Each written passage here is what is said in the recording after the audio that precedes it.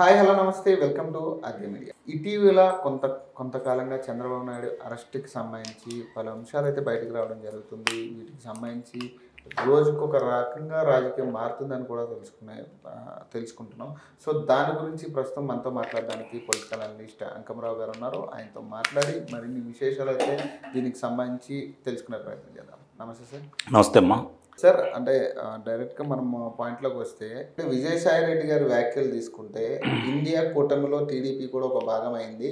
So అందుకే పలు ముఖ్యమంత్రులు కావచ్చు, రకరకాల వ్యక్తులు ఆయనకి ఫోన్ చేసి పరామర్శిస్తున్నారు అని చెప్తున్నారు. అంటే ఇండియా కూటమిలో భాగం అంటే ఎలా తీసుకోవచ్చు ఈ పదాన్ని మనం?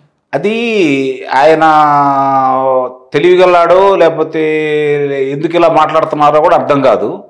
ఆయన మాట్లాడే చాలా వరకు ఆ పార్టీకి నష్టమే చేకూరుతున్నాయి, అందులో సందేహం కూడా ఏం లేదు. ఈరోజు మాట్లాడిన వాళ్ళు మరి కిషన్ రెడ్డి గారు ఎవరు? కిషన్ రెడ్డి గారు ఎవరు? కేంద్ర మంత్రి. ఇంకా ఆయన మంత్రి పదవి నుంచి ఆయన తొలగించబడలేదు, లేకపోతే ఆయన అనుకోలేదు. కేంద్ర మంత్రి మరి అరవింద్ గారు, సంజయ్ గారు, బండి సంజయ్ గారు, మరి చాలామంది మాట్లాడుతూ ఉన్నారు. మరి ఒకళ్ళే ఉండి వాళ్ళు వీళ్ళని కాకుండా అన్ని పార్టీల వాళ్ళు మాట్లాడుతూనే ఉన్నారు. కొంతమంది మాట్లాడారు, మన మంత్రులు కూడా మాట్లాడుతూ ఉన్నారు కదా, ఎమ్మెల్యేలు మాట్లాడుతూ ఉన్నారు కదా. అంటే వీళ్ళందరూ ఇండియా కూటమిలో ఉన్నారా? అంటే ఆయన అజ్ఞానానికి ఇది ఒక నిదర్శనం. వాళ్ళు ఏంటంటే బురద చల్లటం అలవాటైపోయింది. ముఖ్యంగా విజయసాయి రెడ్డి గారికి చాలా అన్యాయంగా మాట్లాడుతూ ఉంటాడు కదా, ఆయనకు అలవాటైపోయింది. ఆ అలవాటు ప్రకారం ఈరోజు మాట్లాడుతున్నా. అంటే వీళ్ళు ఏమనుకుంటున్నారంటే ఇండియా కూటమిలో వీళ్ళు ఉన్నారు అని చెప్పని కేంద్ర పెద్దలను నమ్మించాలని ఇలాంటి ప్రయత్నాలు చేస్తున్నట్టున్నారు. వీళ్ళకి వచ్చిన నష్టం ఏంటో నాకు అర్థం కావట్లేదు.